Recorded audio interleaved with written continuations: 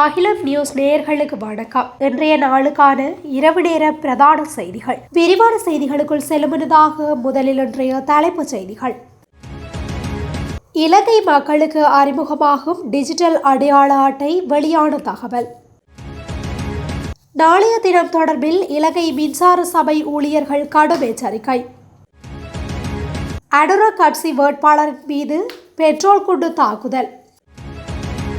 கொழும்பு அரசியலில் ஏற்பட்டுள்ள குழப்பம். அஸ்வேசுமா பெறும் பயனாளிகள் தொடர்பில் வெளியான தகவல்.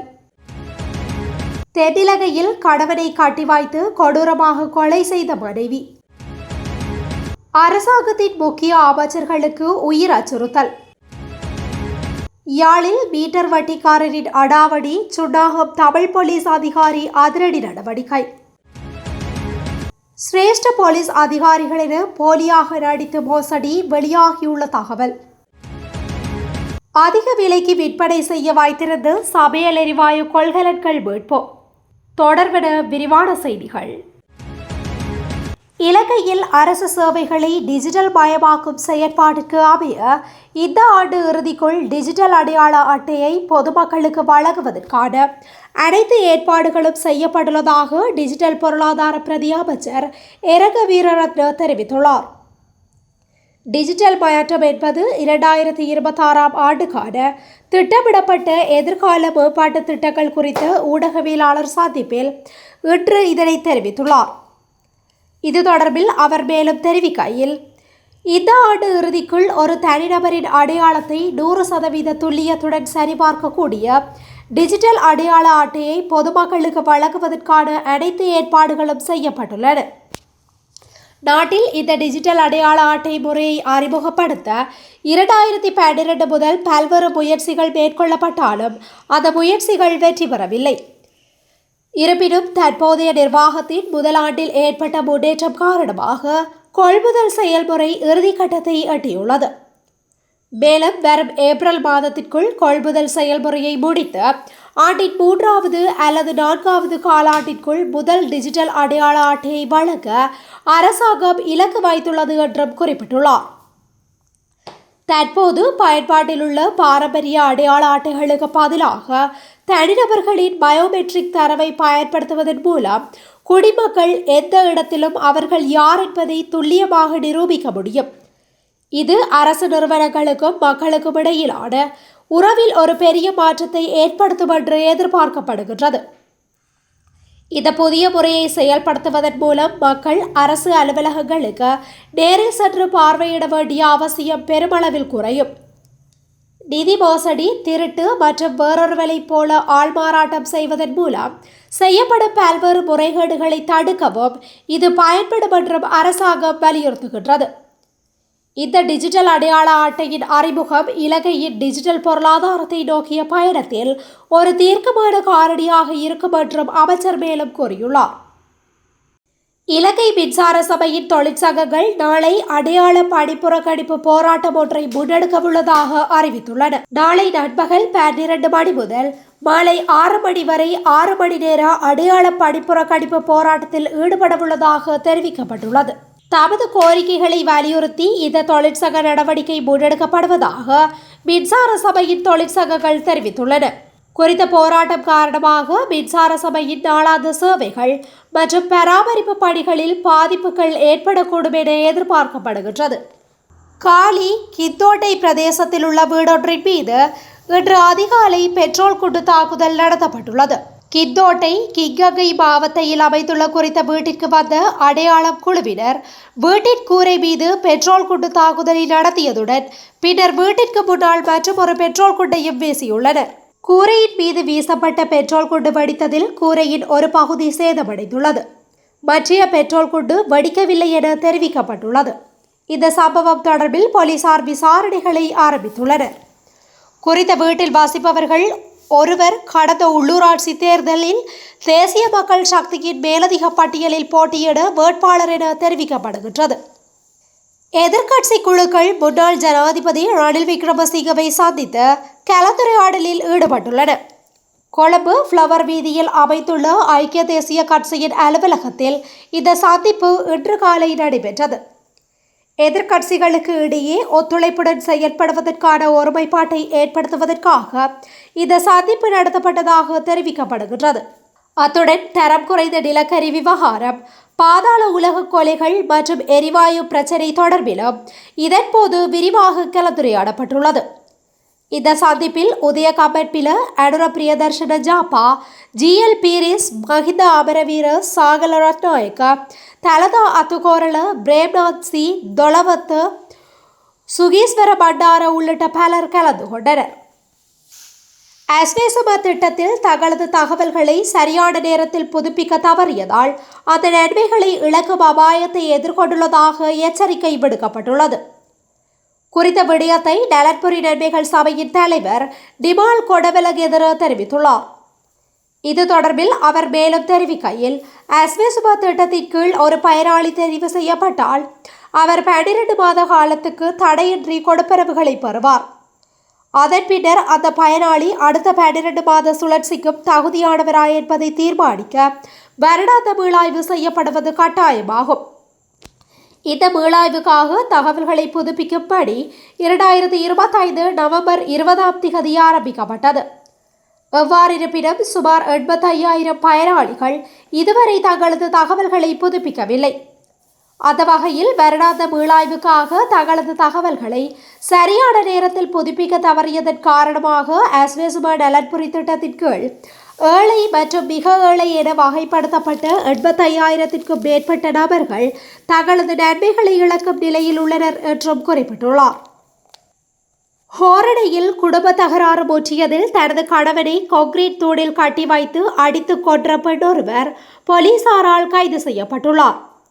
சல்லுயன்பத்தை பகுதியை சேர்ந்த 32 வயதுடைய காமினி பத்மகுமார் என்ற பேக்கரி தொழிலாளியே கொலை செய்யப்பட்டுள்ளார். குறித்த நபர் நேற்று அதிகாலை அதிக மது போதையில் அதே பகுதியில் உள்ள வீடொன்றுக்கு சென்று அங்கிருந்தவர்களுக்கு இடையூறு விளைவித்துள்ளார். வீட்டு உரிமையாளர் இது குறித்து சந்தேக நபரான மனைவிக்கு அறிவித்துள்ளார். சம்பவ இடத்திற்கு வந்த மனைவி கணவனை வீட்டிற்கு வருமாறு அழைத்துள்ளார். எனினும் கணவன் அதற்கு மறுப்பு தெரிவித்து மனைவியை தகாத வார்த்தைகளால் திட்டி குழப்பத்தில் ஈடுபட்டுள்ளார். இதனால் ஆத்திரமடைந்த மனைவி தனது கணவனை அந்த வீட்டில் உள்ள தூணில் துணிப்பட்டியால் கட்டி வைத்துள்ளார். பின்னர் அங்கிருந்த துடைப்பத்தால் சரமாரியாக தாக்கியுள்ளார். தாக்குதலில் பலத்த காயமடைந்த நபர் சம்பவ இடத்திலேயே உயிரிழந்ததாக போலீசார் தெரிவித்தனர். சம்பவம் தொடர்பாக நீதவான் விசாரணைகளும் தடயவியல் போலீசாரின் விசாரணைகளும் முன்னெடுக்கப்பட்டுள்ளன. சந்தேக நபரான மனைவி ஹொரணை நீதவான் நீதிமன்றத்தில் முன்னிலைப்படுத்தப்படவுள்ளார். போலீஸ் பரிசோதகர் ரங்கபெரேரோ தலைமையிலான குழுவினர் மேலதிக விசாரணைகளை முன்னெடுத்து வருகின்றனர். பொது பாதுகாப்பு அமைச்சர் ஆனந்த விஜயபால மற்றும் பிரதி அமைச்சர் சுனில் வட்டகலா ஆகியோருக்கு விடுக்கப்பட்ட கொலை மிரட்டல்கள் குறித்து குற்றப்புலனாய்வு திணைக்களம் விசாரணையை தொடங்கியுள்ளது. அவிசாவளை போலீஸ் பிரிவில் இருந்து கிடைத்த புலனாய்வு தகவலின் அடிப்படையில் இந்த விசாரணைகள் தொடங்கப்பட்டுள்ளதாக தெரிவிக்கப்படுகின்றது. போலீஸ் ஊடகப் பிரிவில் இன்று நடைபெற்ற சிறப்பு ஊடகவியலாளர் சந்திப்பில் பங்கேற்ற போலீஸ் ஊடக பேச்சாளர் உதவி போலீஸ் அத்தியட்சகர் FU வுட்லர் இந்த தகவலை வெளியிட்டுள்ளார். யாழ்ப்பாணம் சுன்னாகம் பகுதியில் மீட்டர் வட்டி பிரச்சனையால் முச்சக்கர வண்டி ஒன்று கத்திமுனையில் பறிக்கப்பட்ட சம்பவம் நேற்றிரவு இடம்பெற்றுள்ளது. மீட்டர் வட்டிக்கு பணத்தை வழங்கும் ஒருவர் மற்ற ஒருவருக்கு மீட்டர் வட்டிக்கு பணத்தை கொடுத்த நிலையில் வாங்கிய பணத்திற்கு மேலாக வட்டி செலுத்தப்பட்டுள்ளது. இந்த நிலையில் தொடர்ச்சியாக வட்டி செலுத்தாத காரணத்தால் வட்டிக்கு பணத்தை கொடுத்தவர் நேற்றிரவு வட்டிக்கு பணத்தை பெற்றவரது 17 லட்சம் ரூபாய் பெறுமதியான முச்சக்கர வண்டியை கத்தியை வைத்து மிரட்டி பறிமுதல் செய்துள்ளார். பாதிக்கப்பட்ட நபர் இதுகுறித்து சுன்னாகம் போலீஸ் நிலையத்தில் முறைப்பாடு பதிவு செய்துள்ளார். சுன்னாகம் போலீஸ் நிலைய பொறுப்பதிகாரி C. நிதர்சன் தலைமையிலான குழுவினர் இன்று அதிகாலை குறித்த சந்தேக நபரை கைது செய்ததுடன் முச்சக்கர வண்டியையும் மீட்டுள்ளனர். கைதான நபர் மல்லாகம் நீதிமன்றத்தில் முற்படுத்துவதற்கான நடவடிக்கைகளை போலீசார் மேற்கொண்டு வருகின்றனர். யாழில் போலீஸ் பிரிவிற்குட்பட்ட பல பகுதிகளில் மீட்டர் வட்டி பிரச்சினை தலைவிரித்து ஆடுகின்ற நிலையில் ஏற்கனவே தற்கொலைகள், அச்சுறுத்தல் சம்பவங்கள், வன்முறை சம்பவங்கள் என்பன இடம்பெற்றுள்ளன. இந்த சூழ்நிலையில் புதிதாக பதவியேற்றுள்ள தமிழ் பொறுப்பதிகாரி மீட்டர் வட்டி வன்முறை குறித்து அதிரடி நடவடிக்கை எடுத்துள்ளமை குறிப்பிடத்தக்கது. கொழும்பு நகரில் ஒழுங்கமைக்கப்பட்ட குழுக்கள் செயல்பட்டு வருவதாக தகவல் கிடைத்துள்ளதாக போலீசார் தெரிவித்துள்ளனர். குறிப்பாக சுற்றுலா, ஹோட்டல்கள் மற்றும் தனியார் நிறுவனங்களை தொடர்பு கொண்டு தங்களை சிரேஷ்ட போலீஸ் அதிகாரிகள் என அறிமுகப்படுத்தி உணவு, நிதி அல்லது பல்வேறு உத்தியோகபூர்வ நிகழ்வுகளுக்கான உதவிகளை கோரியுள்ளதாக போலீஸ் ஊடகப் பிரிவு வெளியிட்ட அறிக்கையில் கூறப்பட்டுள்ளது. சிரேஷ்ட போலீஸ் அதிகாரிகளின் பெயர்கள் மற்றும் பதவிகளை தவறாக பயன்படுத்தி இந்த மோசடி நடவடிக்கைகள் முன்னெடுக்கப்பட்டுள்ளதாகவும் தெரிவிக்கப்படுகின்றது. இந்த சம்பவங்கள் தொடர்பில் விசாரணைகள் ஆரம்பிக்கப்பட்டுள்ளதாகவும் போலீசார் தெரிவித்துள்ளனர். இதனை அடுத்து அனைத்து நிறுவனங்களும் பொதுமக்களும் இவ்வாறான மோசடி அழைப்புகளால் ஏமாறாமல் மிகவும் அவதானமாக இருக்குமாறு அறிவுறுத்தப்பட்டுள்ளது. சந்தேகத்திற்கிடமான தொலைபேசி அழைப்புகள் அல்லது இத்தகைய சம்பவங்கள் குறித்த தகவல்கள் இருப்பின் அருகிலுள்ள போலீஸ் நிலையத்துக்கு தகவல் வழங்குமாறு அல்லது கொழும்பு மத்திய பிரிவின் சிரேஷ்ட போலீஸ் மேற்பார்வையாளர் அவர்களை 07185915551 என்ற தொலைபேசி இலக்கத்தில் தொடர்பு கொள்ளுமாறு பொதுமக்களுக்கு அறிவுறுத்தல் வழங்கப்பட்டுள்ளது.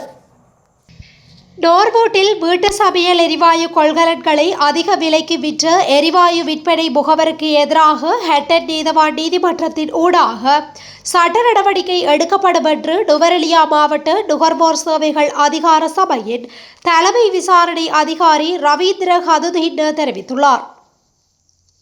நோர்வோட்டில் சமையல் எரிவாயு இருப்புகள் பதுக்கி வைக்கப்பட்டு அதிக விலைக்கு விற்கப்படுவதாக நுவரெலியா மாவட்ட நுகர்வோர் சேவைகள் அதிகார சபைக்கு கிடைத்த தகவலுக்கு அமைய இன்று குறித்த சோதனை நடவடிக்கை மேற்கொள்ளப்பட்டது. இதன்போது 12.5 கிலோ எடை கொண்ட சமையல் எரிவாயு கொள்கலன் ஒன்றினை ரூபாய் 4000க்கு விற்றதாகவும் ரவீந்திர ஹதுதீன் கூறினார். அத்துடன் கடையில் பதுக்கி வைத்திருந்த வீட்டு சமையல் எரிவாயு கொள்கலன்களை நுவரெலியா மாவட்ட அதிகார சபை அதிகாரிகளும் இணைந்து முன்னெடுத்த சுற்றிவளைப்பில் இந்த எரிவாயு கொள்கலன்கள் மீட்கப்பட்டு நீதிமன்றம் ஊடாக சட்ட நடவடிக்கைகள் எடுக்கப்பட உள்ளன. நுவரெலியா மாவட்ட நுகர்வோர் சேவைகள் அதிகார சபையின் தலைமை விசாரணை அதிகாரி ரவீந்திர ஹதுதீன் மேலும் கூறுகையில், எரிவாயு இருப்புகள் கடையில் காட்சிப்படுத்தப்படாமல் வேறொரு இடத்தில் சேமித்து வைக்கப்பட்டிருப்பதாகவும் எரிவாயு இருப்புகளை காட்சிப்படுத்தி விற்குமாறு விற்பனை பிரதிநிதிக்கு அறிவுறுத்தப்பட்டதாகவும் கூறினார். தொடர்ந்து நுவரெலியா மாவட்டத்தில் சில வர்த்தகர்கள் அதிக விலைக்கு விற்பனை செய்யும் நோக்கில் சமையல் எரிவாயு கொள்கலன்களை பதுக்கி வைத்திருப்பதாக கிடைத்துள்ள முறைப்பாடுகளை அடுத்து இந்த சோதனை நடவடிக்கை எடுக்கப்பட்டுள்ளது என்றும் தெரிவித்துள்ளார். இத்துடன் இன்றைய நாளுக்கான இரவு நேர பிரதான செய்திகள் நிறைவடைகின்றன. தொடர்ந்து இதுபோன்ற செய்திகளை உடனுக்குடன் அறிந்து கொள்ள அகிலம் நியூஸுடன் இணைந்திருங்கள். நன்றி, வணக்கம். அகிலம், மாற்றத்திற்கான மக்கள் குரல். இந்த வீடியோ பிடிச்சிருந்தா லைக் பண்ணுங்க, கமெண்ட் பண்ணுங்க, ஷேர் பண்ணுங்க. மறக்காம கீழே இருக்க பெல் ஐகானை கிளிக் பண்ணுங்க.